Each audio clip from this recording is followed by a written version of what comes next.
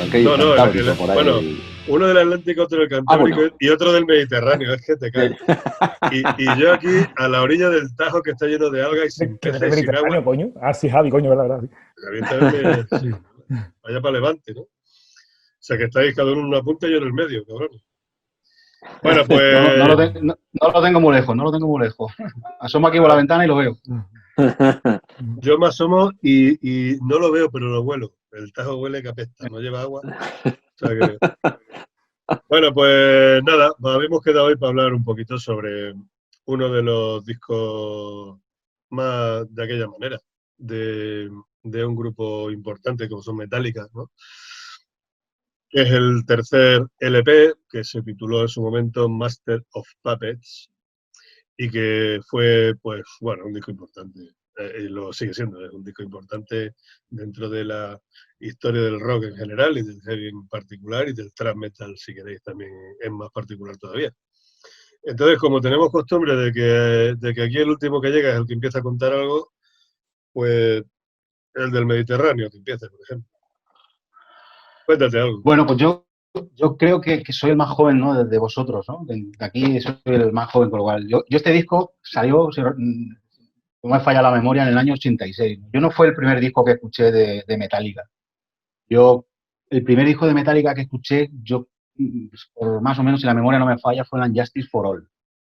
Que salió también 88, ¿no? Sí, fue el año 88. Yo creo que 88. sobre el 89, más o menos, fue cuando escuché ese disco, lo que es el Unjustice for All, y luego después ya sí que fui hacia atrás y pues y me puse ya pues con el Kill 'Em All, con lo que es el Ride the Lightning, lo que es el que vamos a hablar, lo que es el Master of Puppets. Y ¿qué podemos decir, no? Pues que fue una bocanada, ¿no? A mí personalmente, de los 4 discos primeros, que son los 4 clásicos de lo que es de Metallica, es el más completo para mí.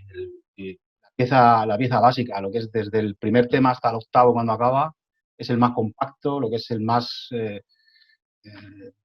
a nivel de composiciones es el más completo. Tiene lo que es de todo, desde lo que es la caña más rápida, lo que es más thrash metal, partes más tranquilas, más melódicas, y lo que es en general lo que es el más completo, el que más me impactó, por así decirlo. No fue el primero, como lo digo, que no escuché, pero sí más equilibrado, lo que es en todas las canciones, tanto a nivel como de producción, porque no tenía a lo mejor la producción tan más elaborada que luego tuvo lo que es el Unjustice for All o lo que es el Black Album, pero no tenía la crudeza esa que tenía lo que es el Kill 'Em All, ¿no? Que fue posiblemente pues, disco más thrash metal.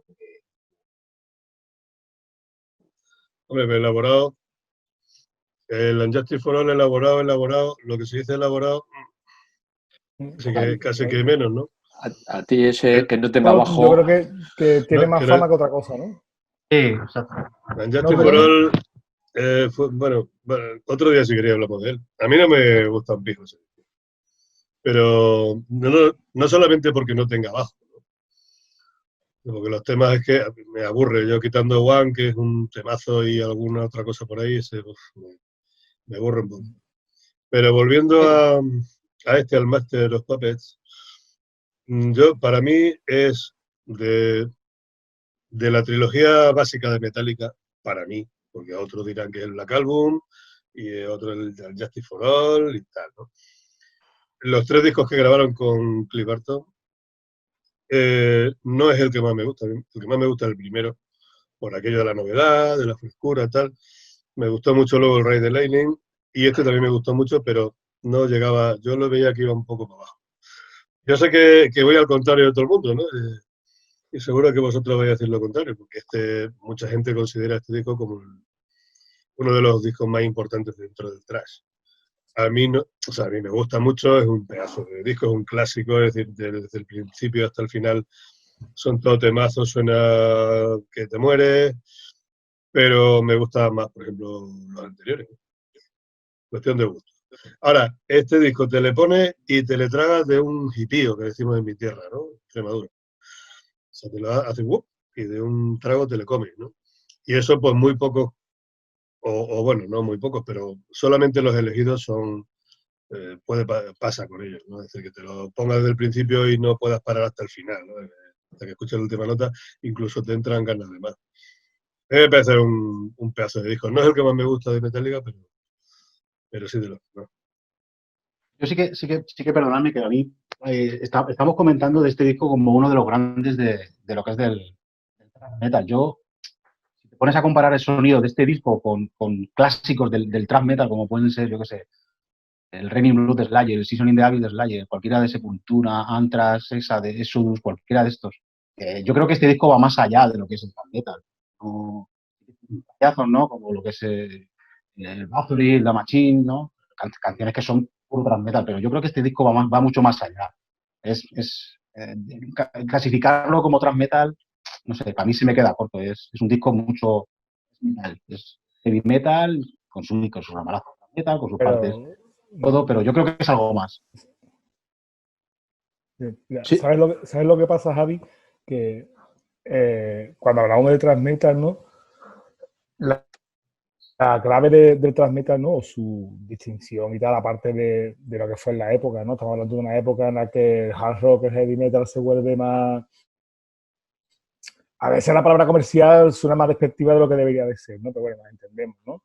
Mientras que vemos a bandas clásicas que buscan un sonido más americano para seguir la escena, y de pronto salen estos tíos que apuestan otra vez por los sonidos más duros, ¿no? Pero yo lo que siempre distingue un poco de Metallica es que mientras que el resto de bandas de thrash metal pioneras, ¿no? Como puede ser Anthrax, como puede ser Slayer, su principal característica es que adoptan la influencia del punk, en caso de Anthrax, del hardcore de Nueva York, ¿no?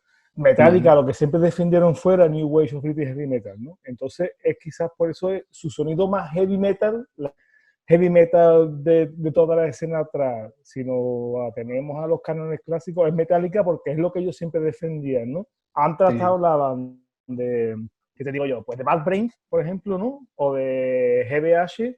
Sin embargo, Metallica te hablan de Diamond Head, de Angel Wish, de Saxon. Entonces, yo creo que lo que tú decías es cierto, es muy cierto. De verdad, has dado la clave, ¿no? Se diferencia del resto de discos porque mientras que el resto de thrash metal, Slayer, sacan su influencia punk o crossover, como se llamó después, como lo que hicieron de Rital, Metallica siempre apuestan por el metal más clásico, lo que pasa es que lo llevan a su terreno, ¿no? Y lo aceleran de tal manera, le dan tal contundencia, pero es lo que les aleja un poco del resto de grabaciones de bandas thrash, ¿no? Por lo menos yo siempre lo he visto así, y tú lees las entrevistas, ¿no? Sobre todo, es que Metallica, yo creo que hay que ponerse un poco en la época, ¿no? Tú ahora cualquiera que vea Metallica, pues ves a un batería al que la megalomanía se lo ha comido, ¿no? Un Jay Hetfield que sus problemas personales con el alcohol pues lo tiene tal, el Kirk Hammett que nunca ha pintado nada, ¿no? Y además un soso, es un tío que es un soso que está ahí en atrás, y bueno, y el bajista, desde que murió Cliff, en la banda ha sobrado, ahora tienen a Trujillo, que es un tío de puta madre, pero va por la pasta, que es lo que a ellos les interesa, ¿no? Pero es que si ves lo que era Metallica cuando comienzan, lo que era Hetfield y Ulrich, porque Metallica es Hetfield y Ulrich, eran dos tíos a los que le moviera la pasión por el heavy metal, ¿no? Dos tíos que la música les comía, que era una cosa que... Y todo eso se refleja en su música, se refleja... Yo en estos días, sabiendo que vamos a hablar de esto, en vez de escuchar el Master of Puppets, que es un disco que me compapadísimo, me he dedicado a escuchar grabaciones en directo del 85, del 86 y del 87, ¿no? Y lo que eran esos tíos en directo, lo que desprendían, ¿no? Viéndolo en vídeos, ¿no? Eran unos chavales que aquella frase típica, ¿no? Que de tanto de cuando llegaron, no sé si fue en el Day on the Green o algo así, de si habéis venido a escuchar la puñetera palabra amor en cada canción, esta no es vuestra banda, ¿no? Eso era Metallica, que ahora es verdad que ahora es muy complicado, si los ves, ¿no? Es muy complicado de que alguien que los conozca ahora lo entienda, pero lo digo que lo que tú decías tienes razón, es que esos Metallicas del Kill 'Em All, de Ready Lightning y de Master of Puppets, es que se separaban del resto de bandas, mientras que los demás buscaban otra cosa, ellos reivindicaban el sonido de Angel Wish, de Sweet Savage, de todo ese band que hicieron el heavy metal del 79 al 85, algo muy bueno, ¿no? Como alguien decía, si en vez de en Inglaterra hubiese sido en Alemania, igual la New Wave sigue funcionando, ¿no? Por lo menos es mi impresión siempre con Metallica. Sí, de hecho, Ulrich era un fan acérrimo de la New Wave of British Heavy Metal, vamos, siempre lo he reconocido, vamos, o sea que Y de hecho, bueno, yo leí por allí que todavía no había formado la banda y le llegó, pues creo que a un disco de Diamond Head y les gustó tanto que se piró hasta el Reino Unido para poder verles. Y allí incluso entabló amistad con ellos. Entonces, siempre ha sido, pues, no un secreto, ha sido verdad que siempre él lo ha reconocido que su mayor influencia fue la New Wave. Y yo supongo que como ellos, muchas de esas bandas que surgieron, sobre todo en la parte de San Francisco y sobre todo en la Bay Area, que se llamó. O sea, que esa influencia de la New Wave of British Heavy Metal, o sea, era evidente. Caso contrario que, como habéis comentado, pues en la costa este, en la zona de Nueva York y por ahí, que ya venían del punk, del hardcore. Y luego también influyó mucho para la gente la estética que esta gente se le vio de repente. Pues ya veníamos en Los Ángeles el glam metal, los pelos cardaos, las mallas, tal. Y entonces esta gente impactó bastante con los nuevos fans, con la nueva gente que quería escuchar esas cosas por la estética, sus pantalones vaqueros, su forma desenfadada de vestir, camiseta, chupa. O sea, en ese aspecto sí que Metallica fueron los precursores de. Y luego, pues volviendo al Master of Puppets, yo pienso de que fue el disco, quizás, que puso ya definitivamente en boga el thrash metal. Es decir, hasta ese momento, incluso en Europa el thrash metal igual era, o bueno, igual no, en mi caso particular era muy desconocido. No llegaban discos apenas. Y creo que con el Master of Puppets sirvió para que mucha gente, al menos en Europa, empezase a plantearse a ver qué era eso del thrash metal. Yo, en mi caso, al menos, me ocurrió a mí, ¿eh? Vamos, o sea, yo me acuerdo, mi primer disco de Metallica fue el Kill 'Em All, me lo grabaron. Me acuerdo que me lo grabaron tarde, igual en el año 86. Y me lo grabó un compañero de instituto, en el cual tenía un amigo que había ido de viaje de estudios a Londres y se había traído el Kill 'Em All, porque creo que no estaba a la venta.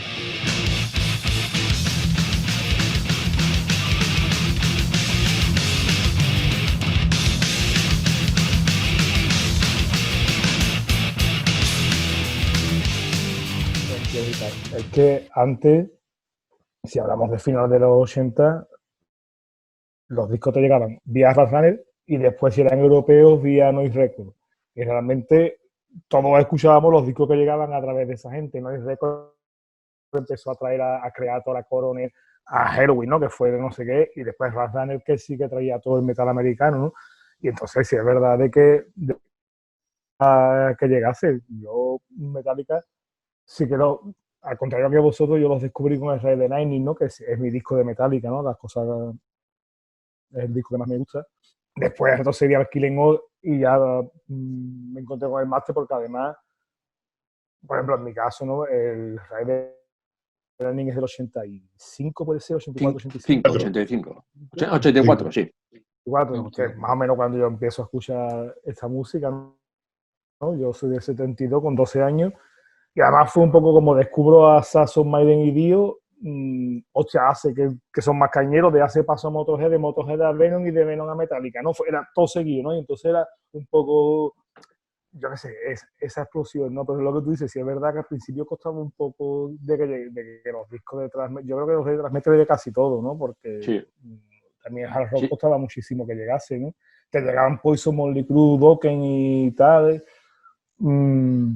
Ahora que hizo Dokken, que recuerdo, por ejemplo, el Donington Road del 88, creo que en el que están Van Halen, Metallica y Dokken, que en Estados Unidos Dokken tocaban después que Metallica y en Europa no lo entendíamos, ¿no? Por ejemplo, porque los discos de Dokken aquí no llegaban con tanta facilidad y sin embargo allí vendían el triple que Metallica. Cosa que aquí no te digo que es que hablar ahora realmente de música cuando es tan sencillo, ¿no? Cuando te metes en Spotify, en Deezer por no hablar de por lo criminal, ¿no? Y tienes un disco en la mano, no es igual que aquella época en la que te costaba la misma vida casi conseguir algo, ¿no? Es más, yo estoy consiguiendo ahora, yo me estoy comprando ahora discos que en su día fui incapaz de comprarme, ¿no? Entonces, Claro. lo que realmente dice Víctor es cierto, que no era tan sencillo que te llegase algo, a no ser que conocieses a alguien, que alguien, no sé qué, lo dice alguien que iba afuera y volvía con un disco, y ese disco se lo grababa a ti, tú se lo grababa a otro, y cuando se daba cuenta, realmente era como los discos se iban conociendo, ¿no? Era un poco Sí, el rollo ese de, que de, te das cuenta de de, que de, tenemos unos pocos de años encima. de hecho, dicen que, bueno, que el verdadero salto que dio, bueno, una de las cosas que provocó el salto definitivo de Metallica en Europa fue aquel Donington en el año 1985, en los cuales creo que estaban ZZ Top, estaba Marillion, estaba Bon Jovi, estaban ellos, Ratt y Magnum. Y a ellos les tocó lidiar entre, creo que fue entre Ratt y Bon Jovi. Y bueno, o sea, que fíjate, o sea, era el... Y debieron soltar tal conciertazo, creo que por ahí anda el setlist, creo que fueron 8 o 9 canciones directas, y bueno, se debieron quedar con la copla de todo el mundo. Y ahí fue donde realmente en Europa quizá fue uno de los puntos donde más se dieron ya a conocer definitivamente, en aquel Donington, según comentan. Debió soltar aquella famosa frase Hetfield, no sé si la has comentado tú antes, Carlos, de, bueno, si habéis venido aquí a ver pantalones ajustados y laca, esta no es vuestra jodida banda. Y toda la peña se debió quedar ahí. No, yo volviendo a lo que comentaba Carlos de las influencias, estoy, vamos, completamente de acuerdo. Solo tenéis que pensar la pleitesía, por ejemplo, que Metallica mucho tiempo después han tenido, por ejemplo, a bandas como Motorhead, que han tocado un montón de canciones de ellos, como Mercyful Fate, que los han adorado, han hecho incluso canciones directo con ellos. Siempre está claro de dónde provenían las influencias de ellos y las influencias de otras bandas de thrash metal, pues no, que durante todos estos años después de Metallica siempre los han adorado, han tocado canciones de ellos en los discos estos que han sacado, el Galachin que sacaron de versiones, han visto lo que es las influencias que ellos tenían. Y la parte más dura y agresiva que tenían ellas eran de bandas, pues eso, tipo Motorhead, tipo Mercyful Fate, y los han dado mucha pleitesía. En eso, las influencias que comentaba Carlos en ese aspecto son, vamos, dado en el clavo. Sí, sí. Pues yo Quizás por estoy... eso espérate, luego un segundo que se me va la No, cosa. sí, sí.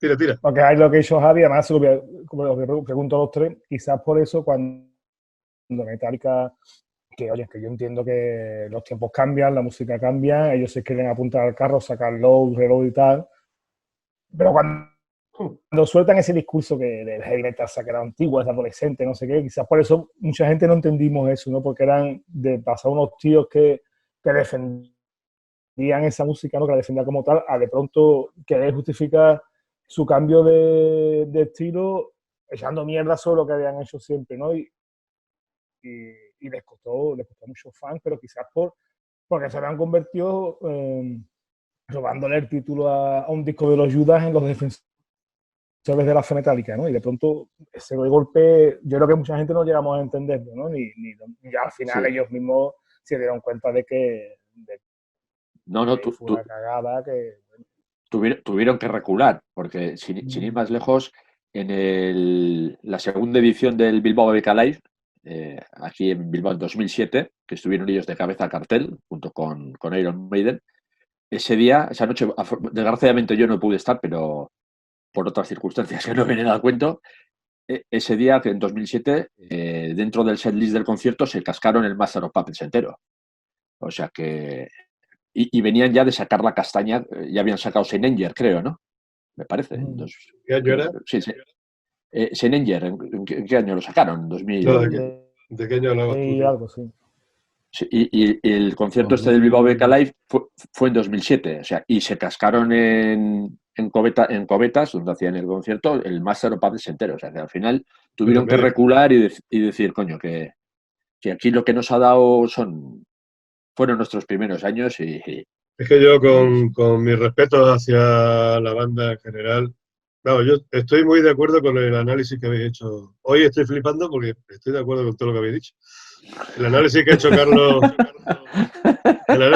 Carlos, sobre la influencia del New Wave o British Heavy Metal está perfectamente clavado. Eh, a ver, yo haría la siguiente síntesis, desde mi punto de vista.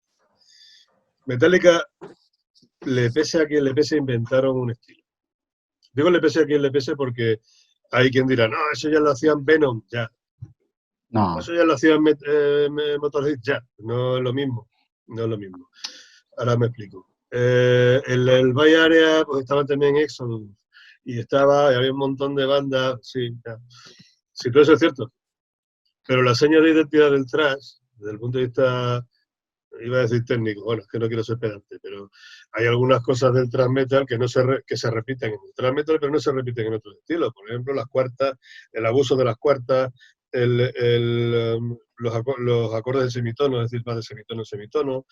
Es decir, hay algunas cosas, los cambios de ritmo, los tempos tan rápidos, los cortes tan secos. Es decir, hay una serie de características del thrash que, que no hay en otros estilos, ¿no? Entonces, ni Motorhead ni Venom lo hacían.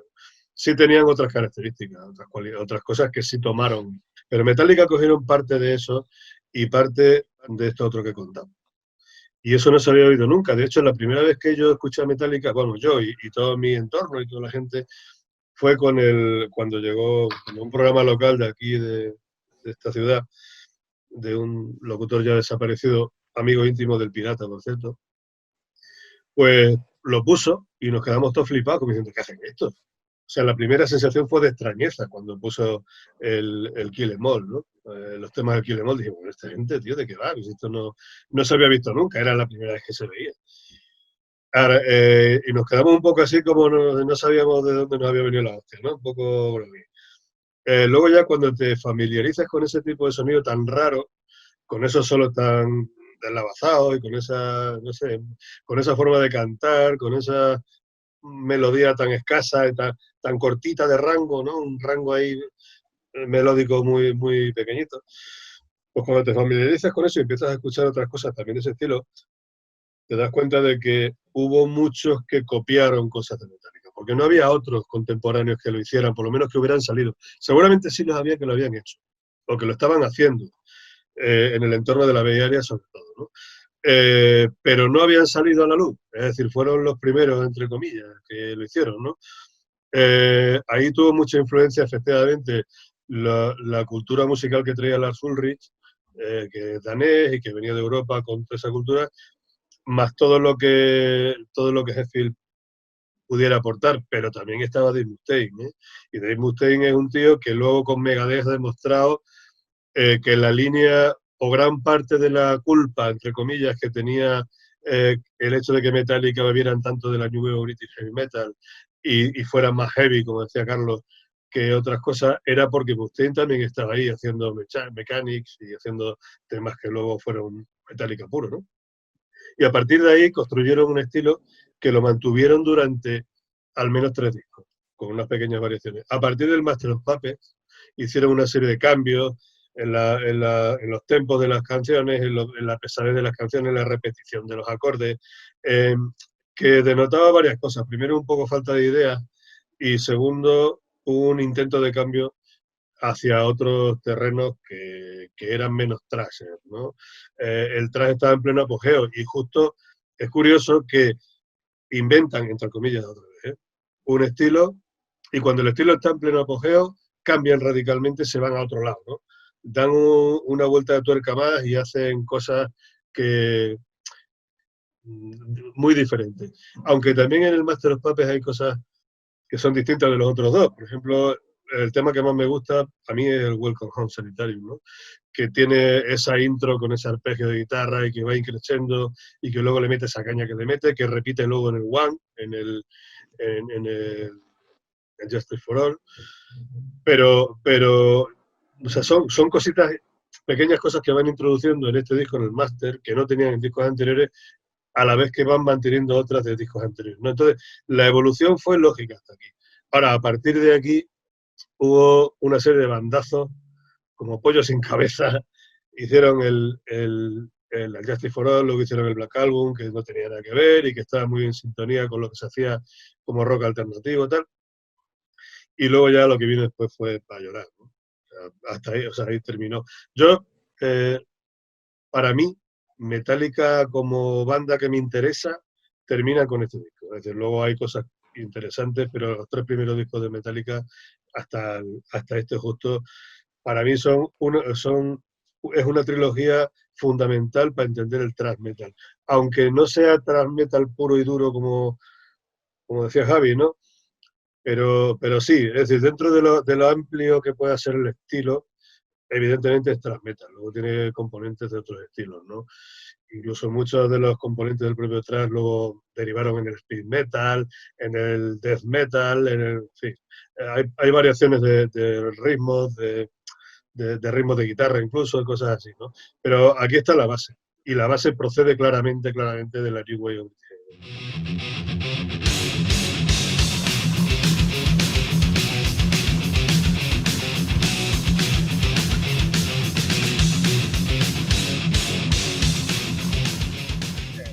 Rubén, lo que decías es verdad que Metallica inventan el thrash metal seguramente porque mira,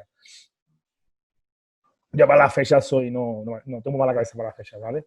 Pero Metallica están empezando que realmente aún la banda es solamente James y Lars cuando le ofrecen meter, creo que Hit the Light, ¿no? La canción que meten en el primer recopilatorio. Claro, ha sido así siempre, ¿eh? Siempre ha sido la banda los dos, ¿eh? Vamos, pero además es que por entonces, además que aún no habían convencido a Ron para que tocase con ellos ni nada, y salen corriendo, se meten en el estudio, graban la cinta que la llevan, la meten en el recopilatorio, y cuando sale ese recopilatorio con Hit the Light, todo el mundo decía, hostia, ¿esto qué es, no? Entonces sí que influye mucho incluso lo que es la escena, ¿no? Porque ellos cuentan, ¿no? Y la biografía que hay de ellos cuenta que claro, en aquella época las bandas sí iban a verse unas a otras tocar, ¿no? Porque pertenecían todos, al final eran fans uno de otro. Y si es verdad que todo el mundo de otros grupos iban a verlos, a ellos tocar, y cuando ya por fin consiguen que Ron toquen con ellos y consiguen un bajista y tal, y todo el mundo flipaba, ¿no? Porque era algo que nadie hacía. Y sí, salen Exodus y salen tal, pero Metallica son los primeros, porque Hit the Light posiblemente es la canción que da el punto de salida a toda esta historia de lo que después. Y después, por ejemplo, Exodus, ¿no? Que el Bonded by Blood es, ya es una opinión personal, posiblemente uno de los mejores discos debut del thrash metal, junto con The Ultra Violence de Death Angel y Killing All de Metallica. Pero ya tiene otras influencias, tiene otros sonidos, porque viene más tarde, ya Hammer se ha ido a Metallica, ¿no? Y os digo, es que lo que hacían Hetfield y Ulrich, que al final Metallica son Hetfield y Ulrich, es que no lo hacía nadie. Es que nadie lo hacía, porque igual lo hacían porque tenían más capacidad, menos, eran mejores, pero lo que fuera, pero sí, es verdad que hacían una música que el heavy americano eran Twisted Sister of Rats, ¿no? Por un ejemplo, y ellos pues, no tenían nada que ver con eso, y es lo que decía Víctor, ¿no? Tú coges la contraportada del disco, ¿no? Y posiblemente cualquiera de nosotros con 15 años nos parecemos más a cualquiera de ellos que a Dee Snider. Es que era así, por eso también Europa creo yo que cada tanto Metallica.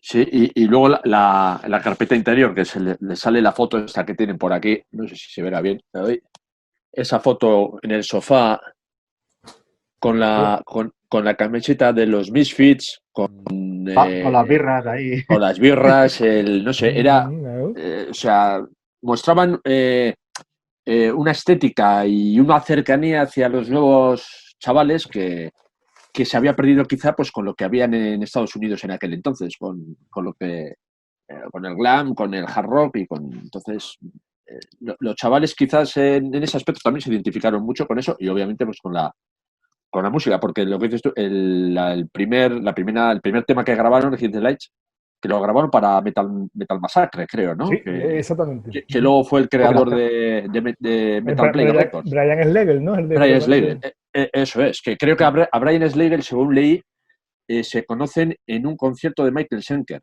Lars Ulrich y él, porque Lars Ulrich llevaba una camiseta de Saxon. O sea, es todo muy bueno. Y a raíz de ese disco que es el Metal Massacre, o sea, es donde se empiezan a dar a conocer y empiezan ahí pues eso, a tener esa cierta fama entre la escena underground que había en aquel entonces, claro. Y luego, por supuesto, pues a partir de ahí lo que ellos se lo curraron, porque si algo hizo Metallica es currarse medio Estados Unidos, de giras, o sea, creo que después de sacar el Kill 'Em All, creo que hicieron una gira con Raven, creo que fue, que se patearon medio Estados Unidos. Y bueno, y antes de Kill 'Em All, otro de sus mentores, que fue John Zazula, creo que se llamaba, que era el dueño de una tienda de discos ahí en Jersey, creo que tenía. Creo que les dio, no sé si $1.500. Que después crea Megaforce. Megaforce Records, efectivamente. Creo que se interesó por ellos. Sí, sí. El Master of Puppets lo produjo Rasmussen. Sí. Y Ride the Lightning también. Ride the Lightning, yo creo, no estoy seguro, pero yo creo que Víctor tiene razón, sí. Lo grabaron en Copenhague también, en los estudios, Switzerland Studios, creo que era, me parece. Y John Zazula fue el primero que puso dinero y gracias al sello que creó Megaforce sacaron el Kill 'Em All. Os voy a hacer una pregunta a los tres, ¿vale? En los 80, la Ulri era la mejor batería del mundo y ahora todo el mundo dice que es una mierda tocando. ¿Es buen batería o es malo? Porque yo ahí me pierdo, te digo, ¿no? Yo creo que en los 80 basaba su juventud en el físico y en la pegada. Y nos parecía, o nos resultaba, quizás no lo sé, igual nos resultaba espectacular.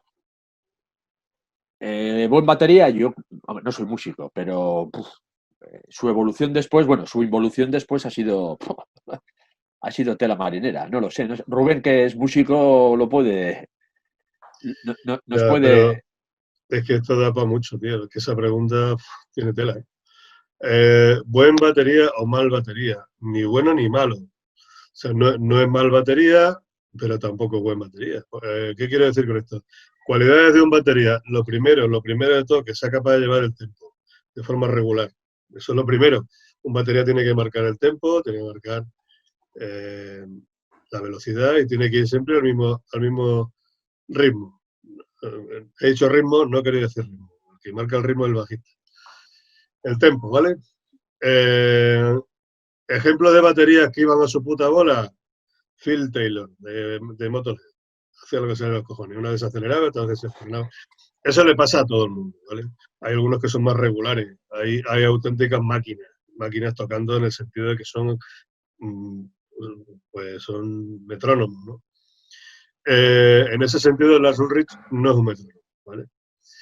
Recursos. Otra cosa que puede tener un buen batería, recursos para tocar, pues se repite más que el ajo. Es decir, hay algunas cosas que son made in Lars Ulrich, como por ejemplo los dobles golpes de caja y charle, ta, ta, o de caja y plato, pa, pa, ¿no? Donde tiene que haber un feel de toms, por ejemplo, pues mete los dos golpes. Es típico de él. En ese sentido, pues está bien, ¿no? Ahora, ¿es mejor, o sea, es bueno o malo? Pues a lo mejor es mejor que uno y peor que otro, pero es que lo de mejor y peor depende. Es decir, ¿vosotros imagináis a Metallica con otra batería? No. O sea, sí, podría sonar a Metallica, vale, pero es que le da su toque personal, por lo tanto es perfecta para Metallica, ya está, no hay más que hablar. Ahora, si es bueno o es malo. Es lo compositor que es, eso está claro. Claro. Que en estos 3-4 discos primero demostró que ser un compositor muy bueno. La influencia.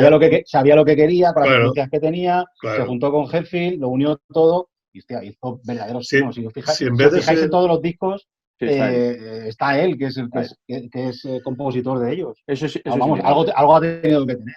No, claro, pero o sea, eso es evidente.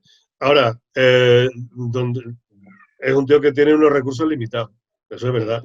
Como músico está claro. Es muy limitado, pero lo que hace lo hace y ya está, y lo hace bien, ¿no? Porque para eso es suyo, lo compone él, lo crea él, lo ensambla él con los temas y entonces lo hace él, y ya está, no hay que hablar.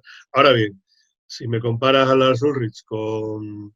No voy a hablar de My Portnoy, por ejemplo, ¿no? Pero no sé, si me comparas el flow, el de Lars Ulrich con el de Bardo, por ejemplo. Ian Pace, pues no hay color, ¿sabes? Ahora, sí, yo qué sé, toca mejor que yo, sí, claro, pero ya está. A mí no me gusta, personalmente no me gusta. Sí, porque individualmente no sé qué opinaréis. Individualmente Metallica, desglosándolos como músicos, no son una cosa del otro mundo. Individualmente me refiero. O sea, otra cosa era Cliff Burton. Cliff Burton ya era... Tampoco. Hay mucho mito ahí. Hay muchísimo mito ahí. pero con Hetfield, Hammer y Ulrich. A ver, yo es que aquí, a ver, si hablamos de Metallica, a mí Cliff Burton no me gustaba como bajista, nada, no me gustaba nada. Lo que pasa es que reconozco, como bajista, digo. Ahora, yo reconozco que Metallica, para que suene Metallica, tienen que ser los 4 que son Metallica, ¿no? En este disco, por ejemplo. Eso es. Porque si hubiera otro, pues sería, o sea, si mi abuela tuviera cojones, no sería mi abuela, sería mi abuela. Entonces, tiene que ser esto. Ahora, a mí, por ejemplo, Cliff Burton, yo no digo que fuera malo, pero técnicamente a mí no me gustaba un pijo, nada. Pero gustos aparte, ¿no? Lars Ulrich como batería no me gusta nada. Hetfield como cantante, pues nada, no es cantante, pasa que canta, es como Rosendo, ¿no? Tampoco es cantante, pero claro, quítale la voz de Rosendo a Leño, verás lo que te queda, ¿no? Y Kirk Hammett, pues Kirk Hammett estuvo estudiando con Joe Satriani, pero no lo parece. Es decir, tampoco se puede juzgar a un músico por lo que hace en un momento dado en un disco concreto y en un grupo concreto, porque seguro que son capaces de hacer otras muchas cosas. Entonces, es imposible decir soy bueno o soy malo. Hay que tener, además yo tengo un respeto a todo el mundo impresionante. Ahora, te puede gustar más o menos. A mí en este momento, en los Metallica actuales, el músico más músico de todos los que hay me parece Robert Trujillo, porque es un tío que tiene muchísimos recursos, que tiene muchísimos recorridos y que es capaz de hacer muchas cosas. Y los otros están un poquito más limitados, lo veo yo. Ahora bien, respeto máximo y sobre todo en este disco y en los anteriores, pues claro, si no fueran ellos sería otra cosa. Entonces tienen que ser ellos para que esto sea, o sea, para que esto exista, es que tienen que estar esos 4, no puede haber otros. Por lo tanto, dejemos las cosas como están, ¿no? Ahora, si se trata de hacer un ranking, pues habría que establecer qué parámetros medimos, ¿no? Pero en todo caso, yo, por ejemplo, en mi caso, ninguno de los músicos de Metallica estaría en la parte alta. Pero tampoco elegiría yo, por ejemplo, a Mike Portnoy o a James Labrie o a, no sé, o sea, yo no cogería musicazos del copón para hacer la música de Metallica. Sí, y, no, eso que Dream Theater cogieron este disco y le clavaron en directo. Tienen un disco en directo con este disco, Dream Theater, ¿no? No sé si lo habéis escuchado. ¿Lo habéis escuchado? Ese.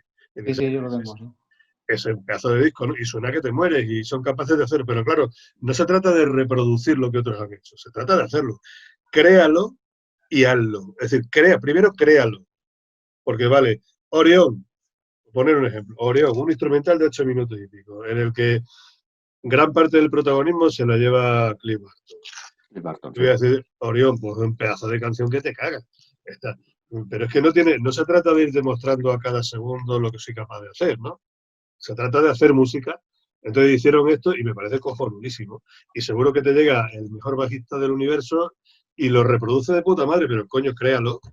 Claro, Créalo. A ver si, sí. es lo que pasaba con Jimi Hendrix, ¿no? El otro día hablando con estaba ensayando y en el ensayo pues hablábamos de cosas y me decía un compañero de un músico, un guitarrista, es que Jimi Hendrix está muy superado. Pues sí, claro, evidentemente. Crea lo que hizo en su momento. Claro. Pero claro, vete a 1967-68, cógete una guitarra y no sé, prueba con la distorsión y ahora, o sea, si tienes huevos de hacerlo, ¿no? Entonces, a ver, cada cosa tiene que estar en su contexto y las cosas son como son. No vale especular. A mí ese ejemplo me lo pusieron no hace mucho con Richie Faulkner, el que es guitarrista ahora de Judas Priest. Que alguien me dijo, no, se caga literalmente en Tipton o en Caca. Seguramente sea mejor guitarrista, pero en la vida va a hacer lo que estos dos guitarristas hicieron en cuestión de composiciones. Componer lo que compusieron. Eso claro. es. Un músico no es solamente un ejecutante. Un músico son más cosas. Yo doy clases de bajo también, ¿no? Entonces, a los alumnos que tengo, yo no les enseño a tocar el bajo. Yo les enseño a ser bajistas. Es que no tiene nada que ver. Sí tiene que ver, pero no es lo mismo. Tú puedes tocar el bajo o el instrumento que sea y luego puedes ser bajista en una banda. Eso significa que tú tienes que tener el rol de bajista. Y el rol de bajista consiste en que tienes que llevar el ritmo, tienes que empastar con la batería, tienes que cubrir huecos, tienes que muchas cosas, ¿no? O sea, no se trata de estar permanentemente diciendo, mira lo que soy capaz de hacer. No, eso es circo. Y el circo no es música, a veces sí, otras veces no.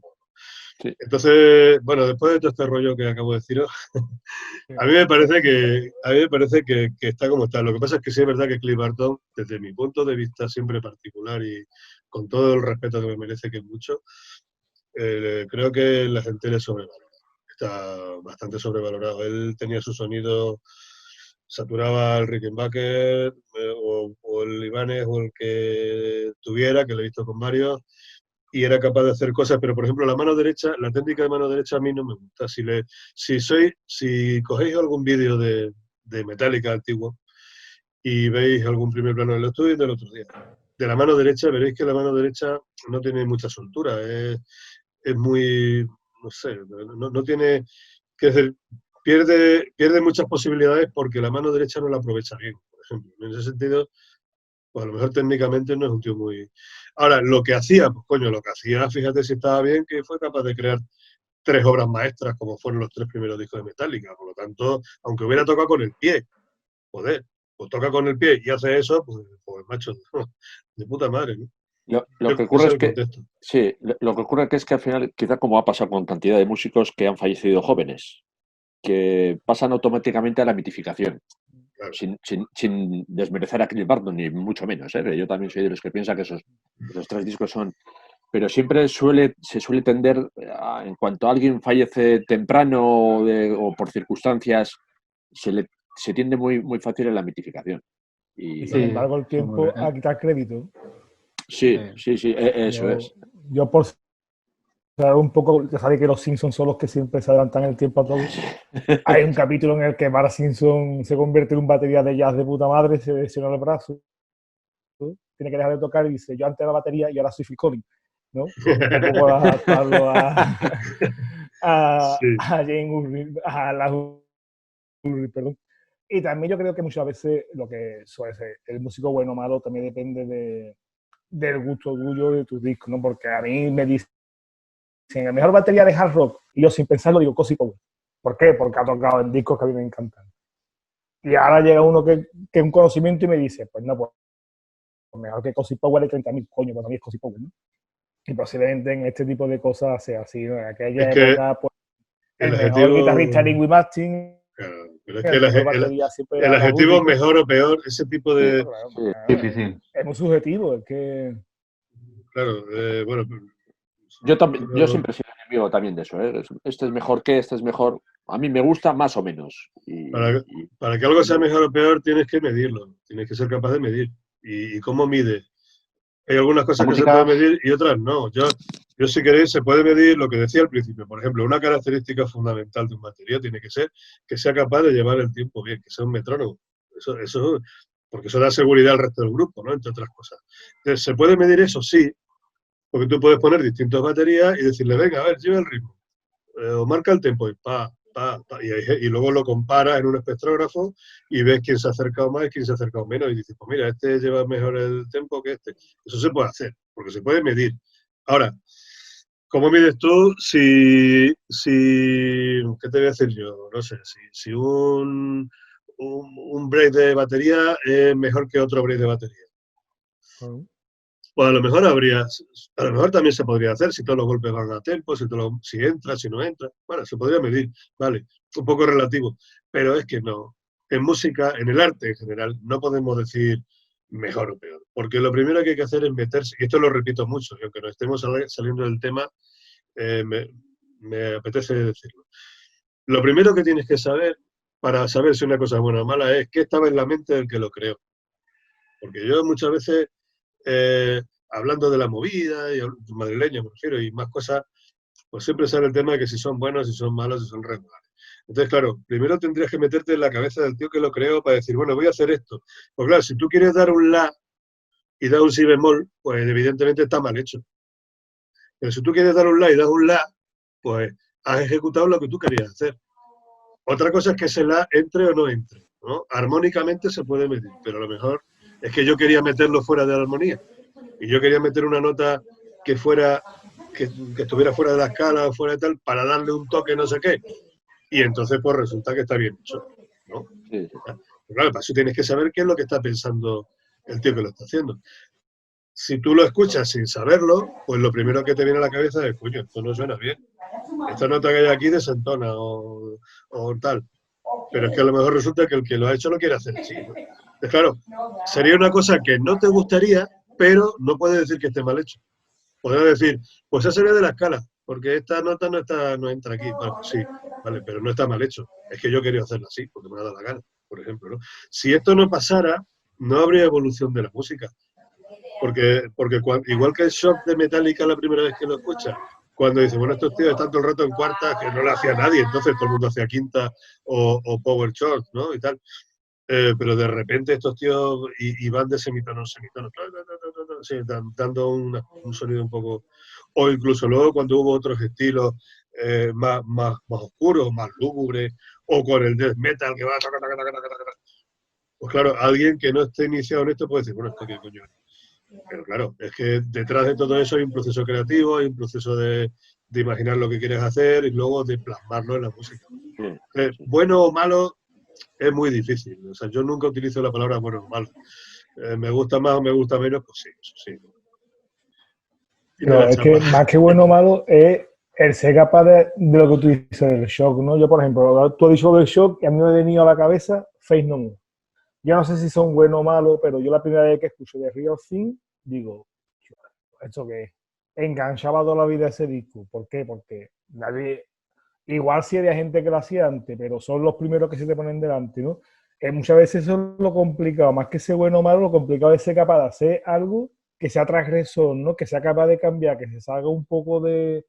Ahí está un poco la dificultad, que Metallica sí que lo hacen, ¿no? Es el secreto de Metallica a lo mejor, ¿no? Que son capaces de ir un poco más allá y después hay gente, porque si nos ponemos, pues seguramente estuviese aquí Fernando, seguro que te saca 25 discos de thrash metal que no conoce nadie que te dice que son mejores y seguramente lo sea.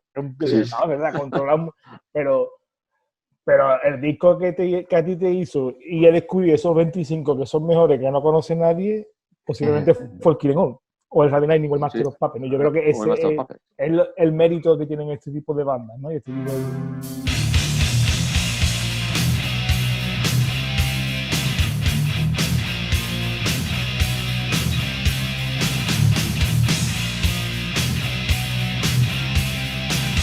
Una vez que fallece Cliff Burton y cogen como repuesto a Jason Newsted, bueno, ¿de dónde viene Jason Newsted? Flotsam and Jetsam, a por ello vas. Y descubres una banda nueva más. ¿Que estos de dónde son? Pues mira, no eran ni de Los Ángeles ni de San Francisco, eran de Arizona, creo que eran por ahí. Y entonces Metallica sirvió, por lo menos en mi caso, para descubrir a grupos de thrash metal que ya estaban a la par que ellos, o algunos llegaron un poquito más tarde, como el caso de Testament, por ejemplo, que llegó un poquito más tarde, o bueno, Death Angel creo que estaban ya por ahí. Y Metallica, pues a mí me sirvió para eso, para de una escena desconocida para mí, de repente descubrir algo novedoso. Sí, te abrieron lo que es el círculo de muchas bandas. Pues comentabas antes, Testament, Exodus, Sacred Rage, los Flotsam and Jetsam, todo. Claro, sí, yo ya lo he dicho antes. Yo antes estaba... Todos ese tipo de bandas. Fueron unos precursores, exactamente, y abrieron el camino. Sí. Yo ya os he dicho antes, yo hasta el año 86 yo iba a lo mío. O sea, estaba pues con Dio, con Maiden, con Scorpions, con UFO, y a partir de ahí, a partir de escuchar Kill 'Em All, y luego ya cuando me llegó Master of Puppets, fue cuando ya y esto. Y luego sí que es verdad que la prensa empezó a hacerse más eco del movimiento que había en Estados Unidos con respecto al thrash metal, porque hasta entonces aquí la prensa poquita cosa, o sea, no. Y luego ya empezó a salir. Sí. Yo recuerdo aquí lo que he visto de la repercusión que tenían aquí. No sé si os acordáis en aquella época, en el año sería 80 y cuando salió la Injustice for All, que fue cuando yo empecé 88. A escucharlos y demás. ¿Os acordáis que en relación a eso, que era que la revista Thrash Metal, ¿no? La revista Thrash Metal estaba en esa época, en lo que es el 89, 80, por ahí estaba en su pleno apogeo y era donde salían todas estas bandas que estábamos comentando. Se puso un poco de moda. Sí, de la heavy rock sacaron el apartado de thrash Sí. metal como Mes revista. y mes las comprabas y siempre estaban las mismas. Pues eso. Sí. Creator siempre Metallica, siempre Sí, sí. Sí. No, pero Slayer, bueno, siempre Megadeth, pero Anthrax, había, a ver, aquello, Pero estuvo bien porque los Fuck Off. Sí, sí, los de sí. aquí, sí. hubo También, una ¿no? una serie de movimientos paralelos de bandas que fueron evolucionando a la vez. Por ejemplo, hubo una evolución de Metallica, como hemos dicho, también la hubo de Megadeth. Entonces, Megadeth empezaron dando mucha más tralla, luego fueron puliendo el sonido. Testament. Testament igual, Testament empezaron dando muchísima tralla hasta que llegaron al Voivod, ¿no? Judas Priest, por Que ejemplo. se van por otra. Pero Voivod, dejadme que Voivod hablar. también, Voivod Pero Voivod también. era otro rollo. Voivod Era era otro más rollo. progresivo, no, era tras progresivo al principio. Luego quitaron la batería de doble bombo, pusieron un bombo solo con un tom base y se pusieron a hacer otras cosas de paranoia. Pero mirar, por ejemplo, lo que está haciendo Testament ahora. Que sí que. Yo recuerdo que Testament cuando sacó el Practice What You Preach, cuando Sí. salió eso, parecía que querían hacer su Black Album también en esa época. Sí, total, Es que Javi, pero que todo todo el el mundo lo mundo... intenta, porque Annihilator sacan Kill the King, que es su intento de ese Black Album, ¿no? Racing Peace de Megadeth es su intento de ese Black Album. Yo creo que El Rey de excepto Megadeth. Anthrax, ¿no? Que son los que sí buscan otras historias y otros rollos con el cambio de vocalista. La mayoría de Con las rollo bandas Bush. sí Sí, pero que buscan un con poco el cambio de ese... vocalista, por ejemplo, Anthrax variaron bastante también, ¿eh? A mí Muy se me buenos hicieron... discos, A mí me, muy buenos discos. no, a mí me gustan mucho más en esa época con John Bush que antes, ¿no? Pero hubo también un intento de progresión, de evolución de todo el mundo, de thrash metal. Luego ha habido, va por fases, ¿no? A mí mi grupo de thrash favoritos de toda la vida son Megadeth y Annihilator, ¿no? Annihilator me flipan, o sea, me vuelven loco, me encantan, o sea, es que no tiene un disco malo. Pero Annihilator, por ejemplo, Ese Demon de Annihilator... no, también, hombre, Regular, no es el mejor, pero bueno, también. Ahí hubo un pelín de bache. Bueno, a ver, tiene 20 y tantos discos, tiene que haber bache en todos los lados, ¿no? Pero bueno, que sí, pero que también. Ellos han sido más regulares, quiero decir, ¿no? Tienen la señal de identidad mucho más clara desde el principio. Pero Megadeth, por ejemplo, ha tenido también una evolución similar a Metallica, parecida a otras cosas, Testament. Entonces, ¿qué quiere decir eso? Quiere decir que se intenta ir con los tiempos, pero no se sabe quién va primero, ¿no? No se sabe si es que cambian los gustos o de repente llega Metallica, inventa el Black Album y todo el mundo se apunta al carro, porque ven que da pasta, ¿no? O sea, de repente una banda crea un sonido con un montón de seguidores en todo el mundo y, bueno, claro, hay un momento luctuoso que es cuando fallece Cliff Burton, ¿no? Del accidente de autobús, vamos. Sí, del golpe aquel que le dieron. Y en ese momento se plantean cambiarlo todo. Un poco también a CDC le pasó un poco también, ¿no? Cambiaron un poco, no mucho, pero un poco también cambiaron el sonido. Pero de repente cambian toda la estructura de todo. Cambian la forma de hacer los temas más lentos, bajan las revoluciones de los temas. De repente le quitan grave. O sea, le quitan el bajo, que no se escucha, no sé por qué, todavía no se sabe, hay muchas teorías, pero y el bombo suena seco, pero un bombo horrorosamente feo, y sacan un disco ahí que no tiene nada que ver con esto y aún así se mantienen, macho. Y luego sacan el Black Album que no tiene nada que ver con el anterior y se siguen manteniendo, hasta que ya pegan el pelotazo con el Load y tal. Pero claro, en este disco que se veía una evolución, para mí, por ejemplo, era ir para abajo, aunque para la inmensa mayoría del mundo, para arriba, y que llegaron al cenit de su creación con este disco, y de repente son capaces de decir, venga, toda la mierda y ahora empiezo otra vez de cero, ¿no? Y eso es una apuesta valiente, si quieres, arriesgada, pero vamos, que la cagaron. Si después de esto hubieran hecho, aunque hubiera sido con otro bajista, claro, la continuación de este disco hubieran sido la repera. Por cierto, estoy viendo que me costó 795 pesetas. 795 pesetas. 795. Nada. Sí, no es poco. De todas formas, volviendo un poco al máster, como dice Rubén, ¿no? Máster viene de Red the Lightning, que es un disco con canciones muy directas, ¿no? Además, canciones Creeping Death, ¿no? El estribillo de Creeping Death, un estribillo para el directo, ¿no? Yo qué sé, otra canción de Fire with Fire, ¿no? Fire with Fire. Y sin embargo, eso en Master se pierde, ¿no? No pierden un poco el... Ya Bueno, Sí, pero Battery tienen, y Master of Puppets, y Master of Puppets también es muy de directo también, ¿eh? Sí, esas dos. Damage Incorporate, a mí la que cierra el disco, a mí me... Sí. Yo, una cosa que sí, Can Destroy, ¿no? De Ride the Lightning, son canciones muy a saco, ¿no? Sin embargo, aquí empiezan a meter otras historias, ¿no? Empiezan un poco... Quizás se va viendo un poco, no se adivina tanto lo que van a hacer en Justice for All, sí, pero se empiezan a ver algunas pistas, ¿no? De lo que... Sí. Pero en relación a esto que hablas, Carlos, en relación a esto que hablas, si fijáis los tracklists que tiene tanto el Ride the Lightning como lo que es el Master of Puppets, fijaros primer tema, segundo tema, ¿cómo van? Empiezan con Ride the Lightning con Fire Will Fire, el Master of Puppets con Battery. El segundo tema son temas, tema títulos.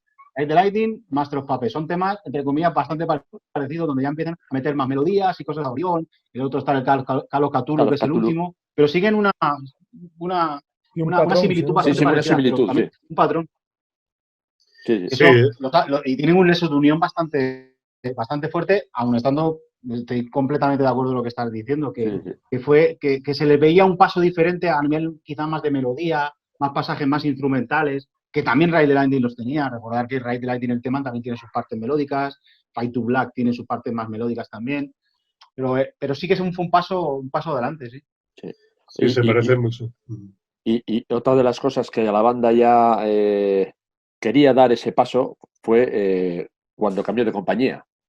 Es decir, después de sacar Ride the Lightning, creo que reciben varias ofertas, entre ellas no sé si Bronze Records, y al final son Elektra los que les fichan, porque abandonando a Megaforce y a Zazula, que era, por así decirlo, su mentor y el que apostó por ellos. Y yo creo que ahí ellos ya veían, empezaban a vislumbrar un horizonte que querían, o sea, que veían potencial en hacer algo más.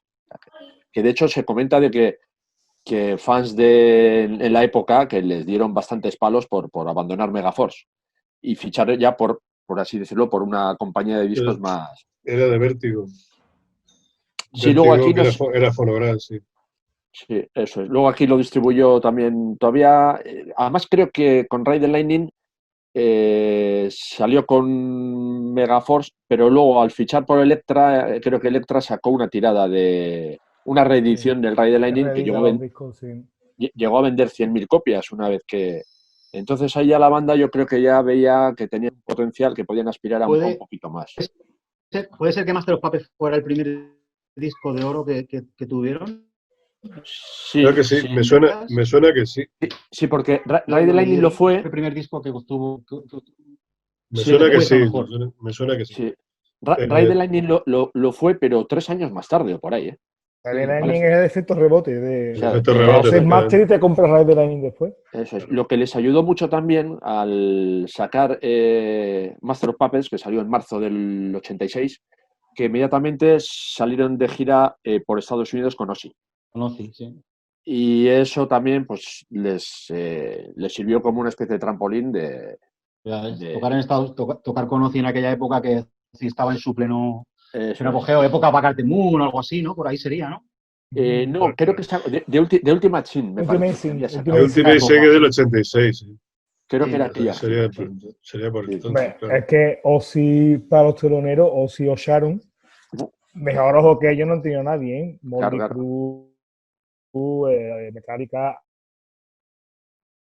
Anthrax. Ozzy era señal casi de que ibas a tener éxito. Y luego la gira, bueno, creo que la denominaron Damage Incorporate Tour, creo. Fue bastante accidentada, porque no sé, acordaros de que en verano, no sé si seguían con Ozzy de gira por Estados Unidos, aquel verano del 86, va James Hetfield y se rompe la muñeca haciendo skate, haciendo el gamba. Y ahí... ¿Fue donde le sustituyó el Marshall, el de Metal Church? Sí, que más tarde entraría en Metal Church, eso es. Y después de recuperarse, vienen a Europa, empiezan la gira en Europa y en septiembre del 86 sucede lo que sucede pues, con el accidente de Barton por su fallecimiento.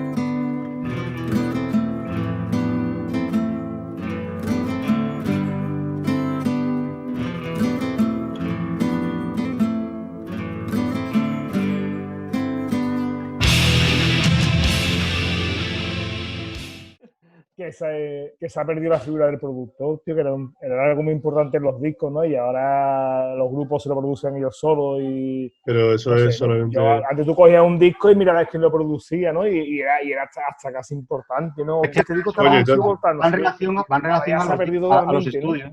Va en relación a los estudios. Ahora mismo cualquier banda, cualquier músico en su casa se graba un disco y suena, pues, No, pero yo Se la creo que mandas al él tío se este de refiere más a otra Finlandia que cosa. te lo remasteriza y listo, ¿no? Y fuera. No, pero Carlos, yo por lo menos entiendo la pregunta de Carlos de otra manera. A ver, no solamente grabar, ¿eh? Es que la música, dirigir, ¿no? Dirigir. todo un poco. Sí, dirigir. Dirigir es uno de los fundamentos de tener un productor. Es que la música ha cambiado tanto, de verdad. Es que un día vamos a hacer una charla de estas, pero no vamos a hablar de disco, vamos a hablar de lo que ha cambiado la música. Ha cambiado tanto, tanto, tanto, todo. Y cuando digo todo me refiero a la manera de tocar, a la manera de grabar, a la manera de producir, a la manera de vender, a la manera de entenderlo, a la forma... Se han eliminado costes porque la música se ha devaluado, no solamente ha perdido valor, sino que también ha perdido precio. Son cosas diferentes, ¿no? Antes lo que tenía, o sea, no todo lo que tiene valor va acorde con el precio y viceversa. Pero, por ejemplo, la introducción de un productor, que es un tío que se supone que es el que tiene la idea, el que hace de ti, el que te moldea. Tú vas con el barro, le pones allí, ¿no? Esta que es tierra de cerámica, pues tú pones el barro ahí, empiezas a dar vuelta al torno y entonces el productor te va dando vueltecitas y te hace el botillo, o el jarrón, o lo que sea. Eso se ha perdido. ¿Por qué se ha perdido? Por muchas razones, pero una de ellas, bueno, una de ellas es porque muchas veces los grupos dicen, no, yo sé cómo quiero sonar. Y como ya da un poco igual porque no se venden discos, pues bueno, yo voy a hacer al fin y al cabo lo que quiero hacer y ya está. Pero una cosa muy importante es por el ahorro de costes.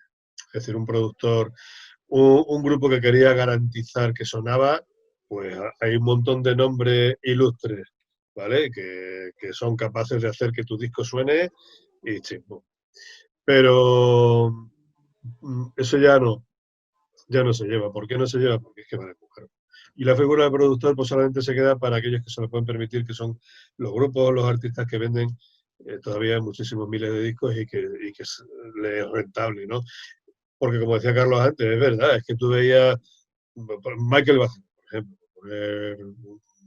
de lo que hemos hablado antes. Es que este tío hizo el Born to the Wall. ¿Qué haces, tío?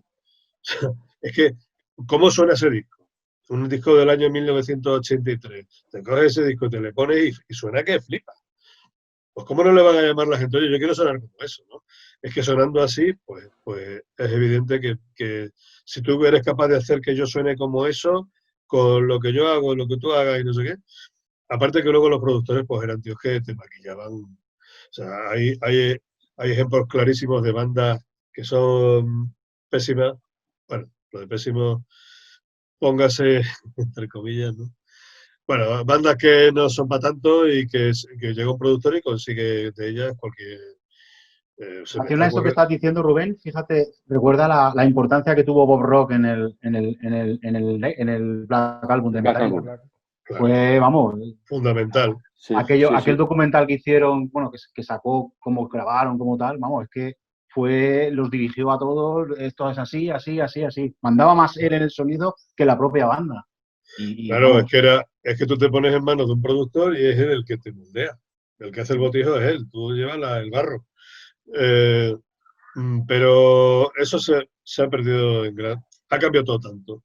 Ha cambiado todo tanto, tanto, tanto, de verdad. Ha cambiado todo tantísimo que es que esto no... Lo mires por donde lo mires. Puedes mirarlo desde el punto de vista que quieras. En fin, la música tiene, como cualquier arte, tiene muchos aspectos de los que se puede mirar, desde los que se puede analizar cómo van pasando cosas, ¿no? Y, por ejemplo, el tema del productor es un ejemplo clarísimo. Pero también es cierto Rubén, porque además es que muchas veces las bandas están fallando hasta en lo más mínimo. Mira, el otro día un colega me decía, ¿has escuchado la banda de otro colega, vale? Y seguramente son de puta madre, pero tío, es que no puedes poner una foto de promoción de grupo que estés en chándal, macho.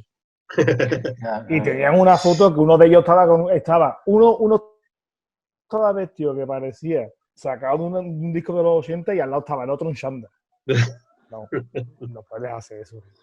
¿No? Sí, tiene que haber alguien que te diga por aquí. Sí, parece que esas cosas, pero los grupos, yo siempre digo, lo exagero un poco, ¿no? Pero antes los grupos, tú montaban un grupo, se conocían, empezaban a ensayar, empezaban por una versión tocándola en el local de ensayo, como grababa una maqueta, costaba una pasta, ensayaban mucho, cuando tenían una canción que pensaba que era buena, la ensayaban 1000 veces, ¿sí? Ya los grupos no saben cómo se llaman entre ellos y sacan un disco doble con 2 videoclips. Es cierto, es así, ¿no? Y no, yo no lo entiendo. Será que yo me estoy volviendo viejo, pero yo no lo entiendo, ¿no? No, porque todo ha cambiado mucho, Carlos.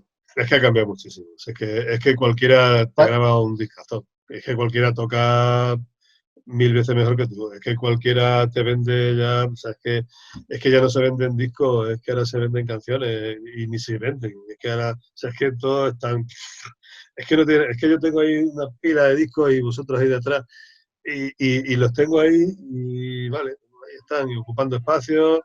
Podía tener más, pero no lo tengo porque ¿para qué?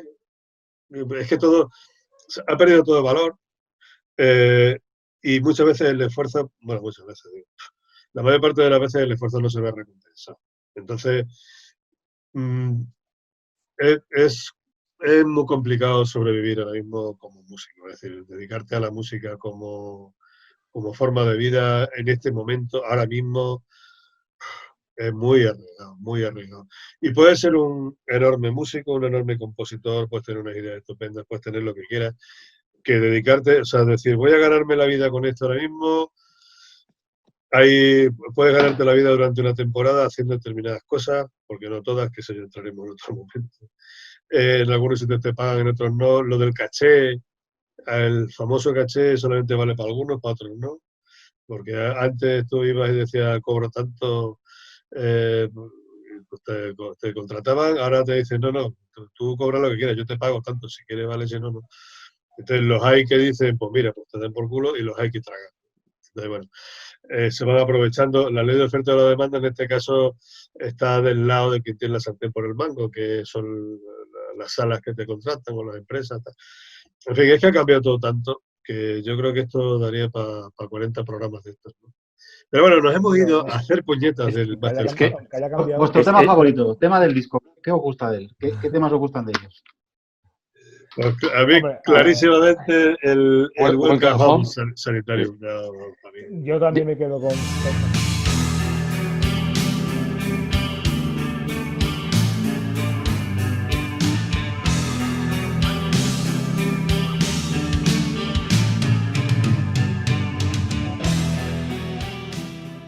Y a mí me mola por la fuerza que tiene la que abre la cara B, Disposable Heroes. Me encanta. Siempre me ha... Orion como instrumental me gusta, pero quizá me gusta más de Call of Cthulhu, la que venía incluida en el Ride the Lightning. Pero también me parece una instrumental bastante buena. Pero si yo me quedaría con una Disposable Heroes, sería igual la que más me mola.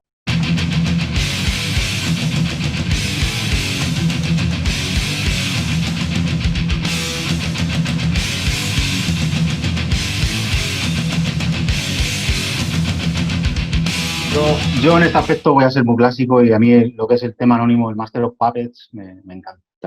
Sé que seguramente a fans de Metallica será, yo que sé, el segundo o tercer de los 3, 4, 5 mejores temas de la banda, que para mí también lo es. Pero a mí tiene todo, tiene una rapidez. Sí.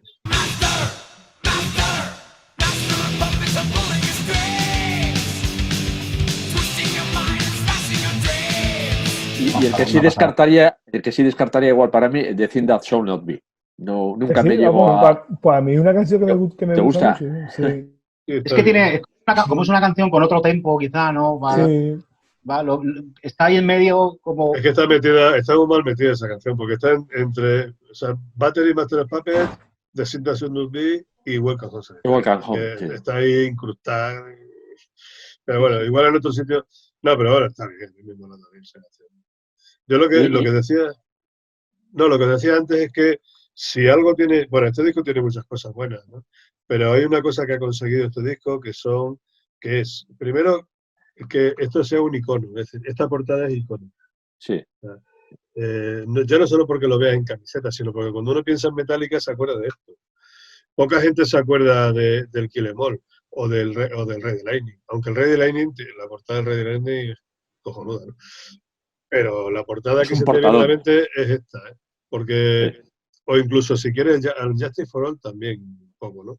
La Pero, Justice fue muy icónica, Rubén. pero sí, también. Pero, por ejemplo, Pero por la gira, el ¿no? Porque ya el logotipo, montaje escénico y ya era diferente, se empezar sí. a Acordaros hacer de el la gira. MTV. Antes, cuando comentaba Víctor que giraron con Ozzy, acordaros, yo no sé, tenía conciertos piratas de aquella época, de esa gira, que incluso tenían un pequeño montaje con con lo que es el cementerio. Creo recordar que hay conciertos por ahí donde se ven imágenes que ya tenían su pequeño formas en el escenario. Y en relación a lo que dice Rubén, es cierto que ya lo que es la portada es icónica. Para mí también la de la Justice for All. He leído por ahí, además no hace mucho, de estas noticias que mandan al móvil de vez en cuando la agenda, hace ya un poco tiempo. Leí que el que hizo la portada esta murió el año pasado, hace 2 años. Es una portada que la hizo un individuo, que no recuerdo el nombre, que está hecha con óleo, me parece que es un óleo, que la hizo sin haber escuchado ni al grupo, ni el disco, ni nada de nada, y se quedó así. Y la vendieron, la original, la portada original, la vendieron por cerca de $30.000. Sí, esto está más relacionado con el mundo de las drogas, ¿no? Iba por ahí el rollo. El tema del maestro de las marionetas era un poco porque la droga te manejaba, o los que manejaban la droga te hacían contigo lo que querían. Iba un poco enfocado al mundo de la droga y al mundo de... Es que recordáis que los discos de Metal Blade, que en España los sacaba Roadrunner Records, detrás tenían un simbolito que ponía, no las drogas, que sigue una jeringuilla rota. Era curioso. Sí, ¿verdad? sí, Vamos a ver, verdad, la sí. heroína en aquella época era lo que era, ¿no? Sí, estaba Y, de moda, ¿no? y en el heavy metal, pues era algo que por desgracia estaba demasiado presente muchas veces, ¿no? Pero es Sí. curioso, ¿no? Como... Sí, no, de hecho, ellos mismos, bueno, fíjate, Hetfield, las movidas que ha tenido con alcohol, con las drogas y con... Bueno, Sí, de hecho, se les llegó a llamar Ah, alcohólica. Salen ahí con algunas imágenes de promoción con una botella de Smirnoff por ahí. Creo que tengo por ahí ¿Lo alguna has visto? revista por ahí. ¿Lo visteis en directo en aquella época o no? No. Yo les vi en viene el Black Album. yo les vi en el famoso Monsters of Rock en el 88, cuando vino Maiden, Metallica, Anthrax y Halloween. Eso. Y les vi en la Plaza de Toros de Pamplona, que además fue septiembre, creo que hacía pues escasos días que habían sacado ya Justice for All. Y yo que iba, y eso nunca se me va a olvidar, iba a ver Iron Maiden con todo su montaje de Seven Son. Yo iba loco por ver Iron Maiden. Y sigo reconociendo 30 y tantos años después que Metallica se comieron con patatas a todo el festival, en aquel concierto. O sea, y fue la primera vez que les vi. Estaban en un buen momento en aquella época, sí. Es que hay que reconocer que en esa época 80 y, bueno, desde que empezaron a tocar ya por aquí, vamos, eran imbatibles. Sí, porque acordaros de que en la gira... El sonido de la banda en directo era brutal. Acordaros que en la gira... actitud que tenían. Sí, era... Que en la gira de Damage Incorporated, bueno, la gira de este disco de Master of Puppets, venían a España con Judas Priest y con Warlock. Judas Priest haciendo la gira del Turbo. Pero días antes del concierto en España, que era creo que a primeros de octubre del 86, fue cuando tuvieron el accidente y se cayeron del cartel Metallica. Y luego sé que volvieron, una vez ya con Jason Newsted, creo a principios del año 87, y curiosamente además creo que está por ahí una reseña de Metal Circus, creo que la tiene por ahí la reseña de aquel concierto, de alguno que asistió. Y curiosamente creo que la escasez de público fue la nota en ambos, tanto en Barcelona como en Madrid. En Madrid creo que no llegaron a 1.000 personas.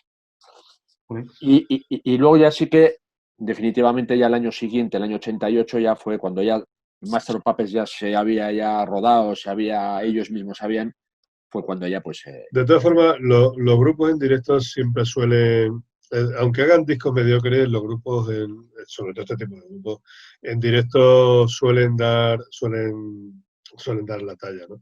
Yo la última vez que los he visto, y creo que yo ya no sé si lo veré más, fue en la gira del Death Magnetic en Madrid, y me gustaron. El disco no me gustó mucho mejor que lo último anterior que habían grabado, ¿no? Y tal. Pero bueno, como tiraban de clásicos, pues la verdad es que fue un concertazo impresionante. Pero da igual, quiero decir, son lo mismo, los músicos son los mismos. Los temas están ahí, tú lo hiciste, pues ellos lo hicieron hace muchos años, pero los rescatan en un momento dado, cuando les hace falta, los tocan en directo y siguen sonando igual de bien. Entonces, aunque metan 3, 4 temas del último disco y algunos por ahí de la etapa del load o del reload o tal, pero siempre suena, ¿no? Entonces yo recuerdo el Death Magnetic no me gustó especialmente. Estaba expectante por aquello de escuchar a Trujillo, que me molaba como cuando estaba, vamos, me gustaba cuando estaba en Suicidal. Sí. Pero no me... El disco en sí, nada, pero luego, sin embargo, en directo... Estaba con una cosa de ante algo que dijo Víctor hace un buen rato, sobre que con discos ibas descubriendo discos, ¿no? Gracias y tal. Yo, por cierto, yo me empecé a interesar en Jethro Tull, porque además han nombrado el disco gracias al Seven Son o de Seven Son de Maiden, que Steve Harris lleva una camiseta de Jethro Tull. Y el Led Zeppelin, porque Nuclear Assault en el Survive tocan el... Ay, ¿cómo se llama esta canción? Good Time, Bad Times. O sea, no, lo que son las cosas, ¿no? La verdad es que en aquella época, pues, una cosa te llevaba a otra, ¿no? Iba jalando un poco del hilo. Pensaba, Carlos, que ibas a decir cuando el famoso Grammy aquel que le quitaron Jethro Tull a Metallica y luego fue al revés, que dijo aquello Lars Hamill. Pensaba que este año se le iban a Jethro Tull otra vez. Ya, pero es que ese me tipo de... hasta las pegatinas preparadas para poner en el disco de ganador del Grammy Metallica y tasarlo de ganador. Entonces lo tomaron con muy buen humor, tanto Anderson como ellos. La verdad, Anderson más porque... O sea que entonces, vamos a ver, concluimos entonces que si el día que salga Lars Ulrich con una camiseta Pink Floyd, te lo vas a poner, ¿no? Se va para Carlos. Si tengo problemas de sueño, seguramente me lo ponga Pink Floyd.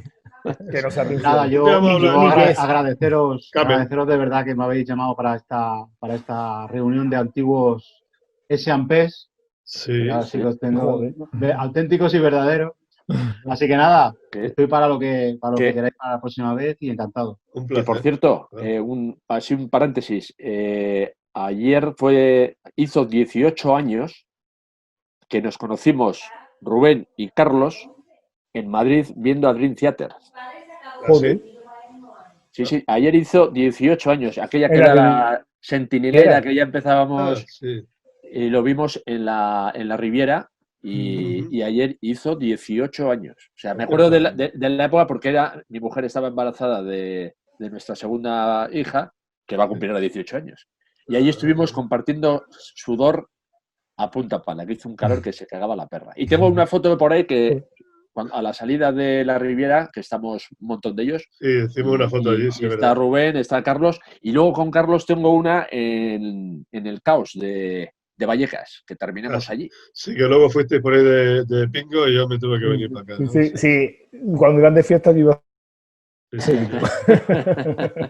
Yo siempre me hackeaba de las fiestas, macho, vaya un desastre. Bueno, algún día hablaremos con fue la verdad pasando por Pinto, pero bueno. Aquí, pues ¿te puedes creer que aquella la he contado varias veces, tío? O sea,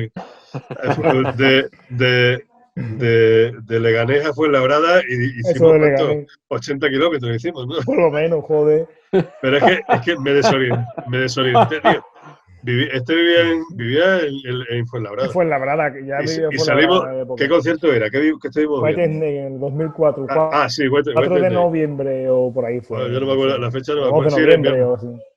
Wetherday en la cubierta de Leganés. En la Y dice, cubierta. me voy para allá, digo, ya te llevo.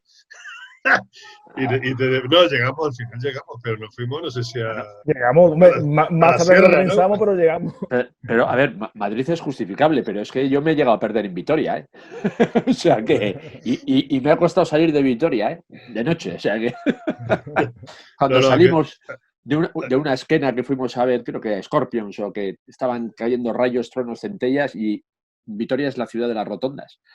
Y me perdí en una de ellas y adiós, aquello fue la acabose. Creo que no estamos ahí todavía, pues no sé por qué. O sea que Madrid es más justificable. Esa la vamos a contar otro día, en otra charla de estas de... Cuando hablemos de Wetherday la contamos. Oye, el próximo día que hagamos una charla de esta de barra de bar, tiene que ser una barra de bar. O sea, que hay que traer todo el mundo aquí una cerveza o un lo que sea. Yo estaba bebiendo todo el rato, lo habéis visto. Joder, por mí no lo diré. ¿No? Yo la taza esta, pero yo, con yo agua. Te voy a enseñar la taza y poco más. Lo que había dentro no te lo digo. No hace publicidad. Unas olivitas y unas cervezas, sí. Claro que sí.